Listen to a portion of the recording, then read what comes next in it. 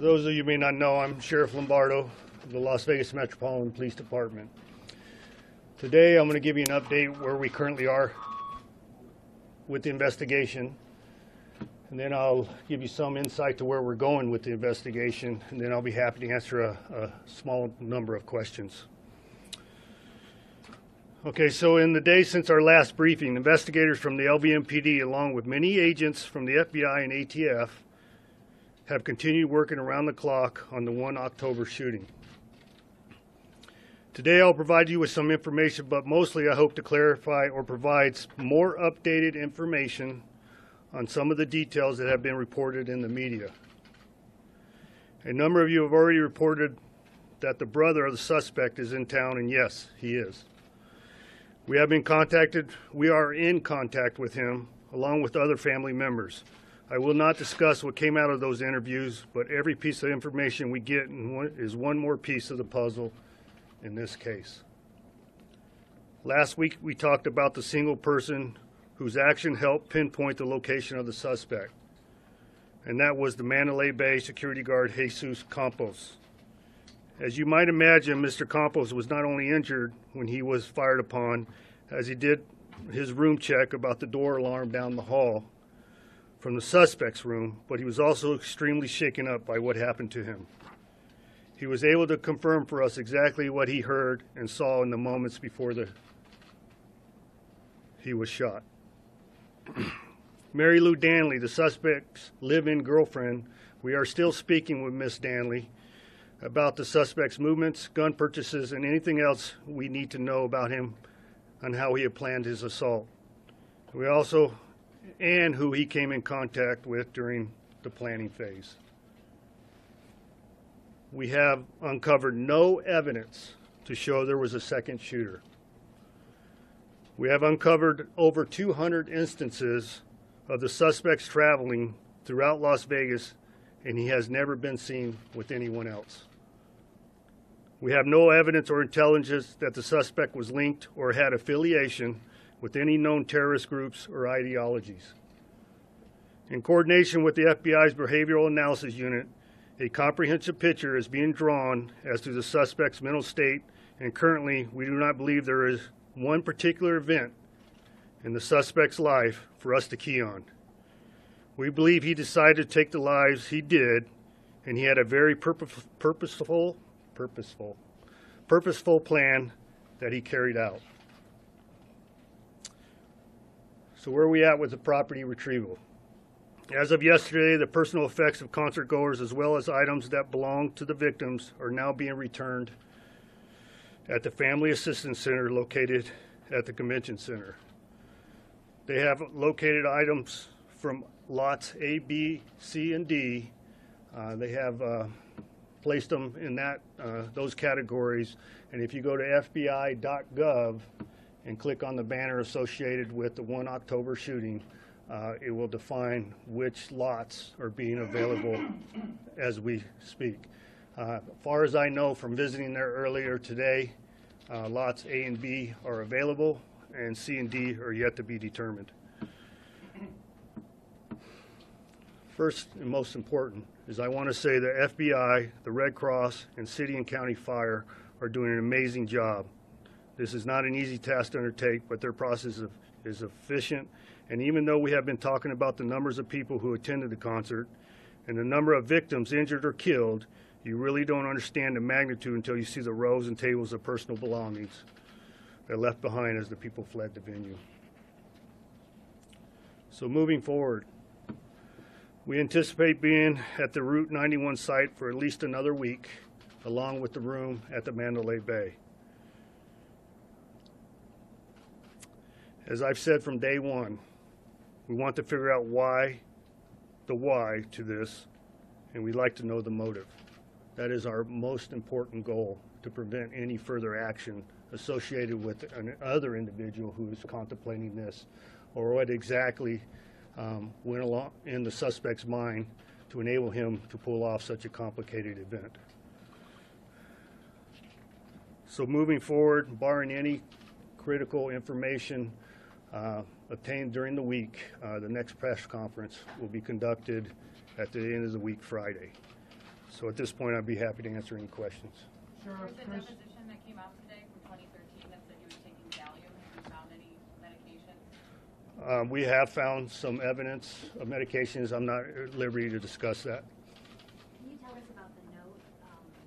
Was that to cause damage? What were those notes? What note? The note that was in the suspect's room. There was not a note in the suspect's room. We recovered a document that had numbers associated to it, and I'm not at liberty to make a guess on what that was for.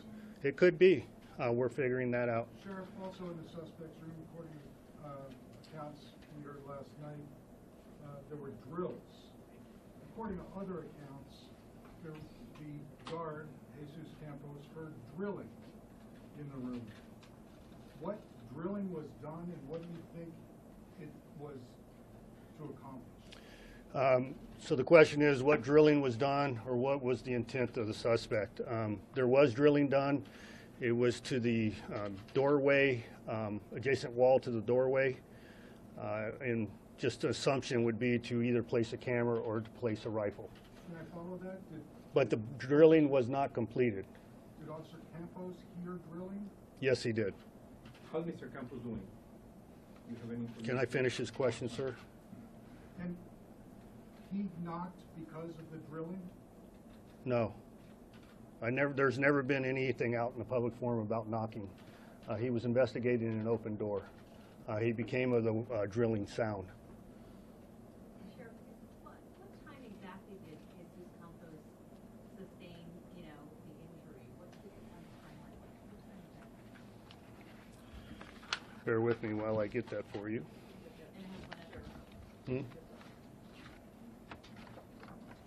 Well, it's fairly simple for me to obtain. What was the question, ma'am? Can I also ask, in the days? What was the original question? What time he got sustained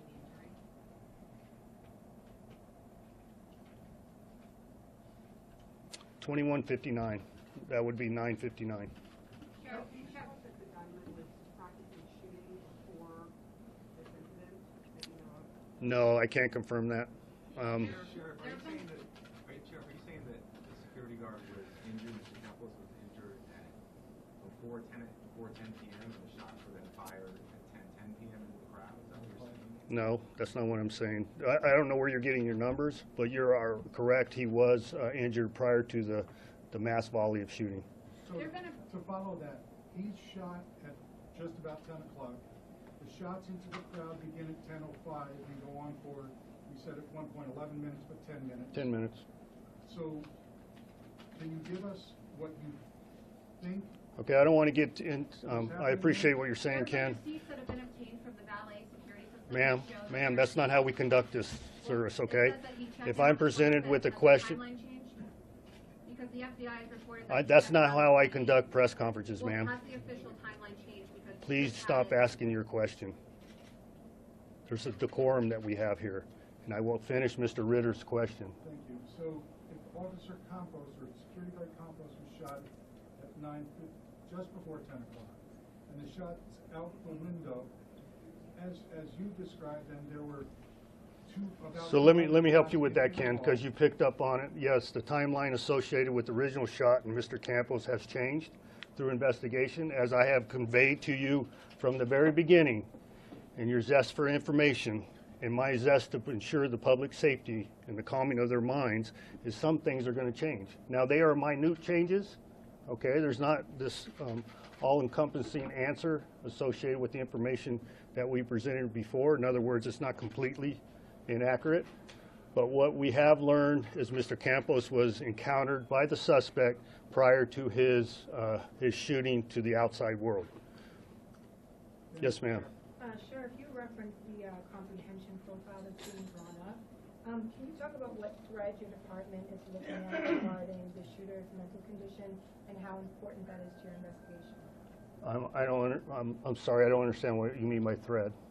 Like what avenues are you guys going down looking at his mental? Well, as you can imagine, anything that any mental health or medical help he's had throughout his life, we're attempting to obtain any and all information associated with that. Additionally, the behavioral analysis unit from the FBI is on the ground here locally, and we're attempting to utilize their expertise in discerning those matters. What I will provide with you is behavioral analysis is in LA also, Los Angeles, while interviews with Ms. Danley are being conducted. Right. Do you have any idea why Mr. Campos was near that room when he got shot prior to the actual?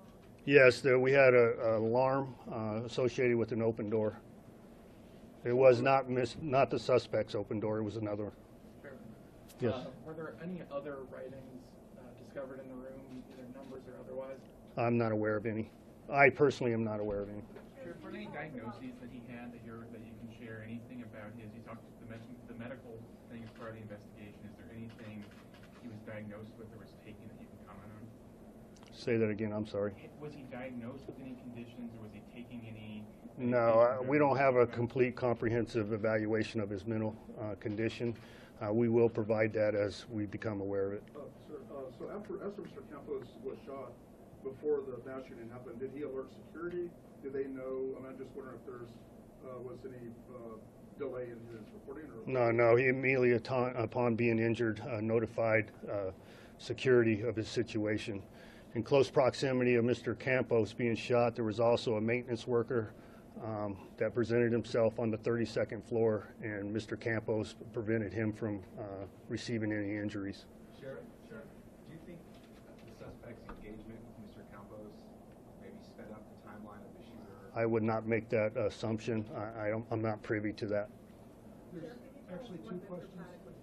What was Mr. Paddock doing before the shooting? Is there any evidence that he was gambling that same night, or do you have any video evidence of what he was doing? We have a pretty comprehensive timeline prior to the shooting, but more importantly, it's up in the public forum. He was gambling the night before. I do not want to disclose his actions up to the shooting because that's part of the investigation. To end Mr. Paddock's actions, what caused him to stop shooting out the window? Do we know? We do not know at this point. And then to follow, you had said earlier you believe he had an escape plan. Do you still think that? Yeah, I mean, that's been a matter of discussion out there, whether what I said is accurate or not, and what I am comfortable with saying is what I believe. Mr. Campos, not Mr. Campos, I'm sorry, the suspect, I don't want to say the suspect's name, I will call him the suspect. We know that he attempted to shoot at the fuel tanks. We know that he had some personal protection equipment in the room. We know that the car that was down in the parking garage still contained binary explosives. So I would be comfortable in saying, which I believe, depending on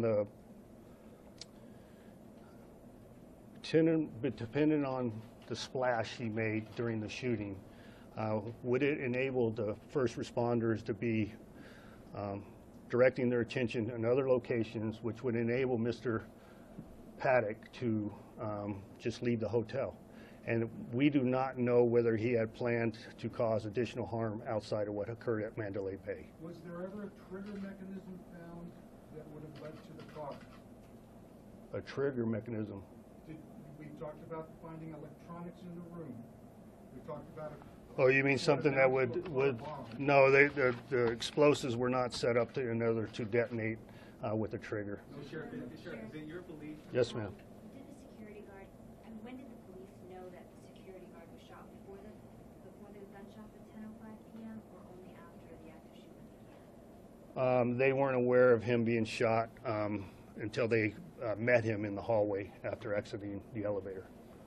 Sheriff, when did he check into the hotel? And what date did he check into the hotel? Best of my recollection, we have information on the 25th. I had told you previously the 28th. We're trying to confirm his actions between the 25th and the 28th. I'm under the belief that he was not occupying the room between those days. Sure. What medications specifically was he taking? I already said that, ma'am. I can't answer that question now. Can you address specifically, you said that you don't want to say the suspect's name. Can you just briefly talk about why that is? Why? Because I don't want to sensationalize his actions. I believe if he doesn't have a name, nobody can relate to him. Sure. Yes, sir, Sure. in the back. We recently heard reports about cell phones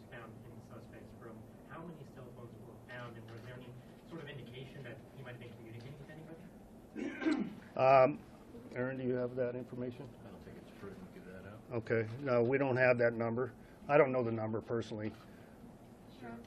You mentioned that something about how you had observed his movements over 200 times in the valley.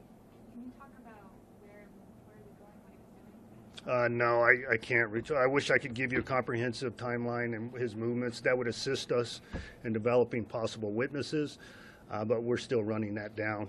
It's still a really comprehensive evaluation of all the electronic equipment associated with this individual, and that's going to take quite some time. What I am proud of is how far we've gotten to this point. And yes, I'm frustrated. If you look in the public media, the perception that I am frustrated at the speed of this investigation, yes, I am. It isn't because nobody is not doing their job. It's because this individual purposely hid his actions leading up to this event, and it is difficult for us to find the answers to those actions. And that's why it's important for you to give me some deference, the FBI some deference, and the police department some deference to ability to run out these leads. Now, I have noticed in the public forum several assumptions, unconfirmed statements, and actions of this individual put out there, and it makes it very difficult for us to follow the leads that we currently have when we're trying to chase our tail in other directions. And I have said this to you before. I appreciate all your help. You're a force multiplier for us because there's a lot of hidden pieces to this puzzle, but there's also a happy medium associated with that. And I will answer Mr. Ritter's question. That will be the last question.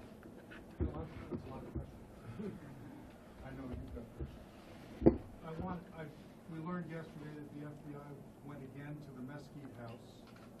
Did the FBI also go back to Reno, that house there, and the vehicles? Are we recombing? Perhaps you can tell us if we're recombing evidence.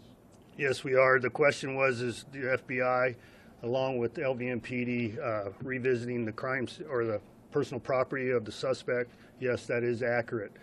Along with the behavioral analysis detectives, they are also present, and maybe we can discern some additional evidence as a result of that revisit.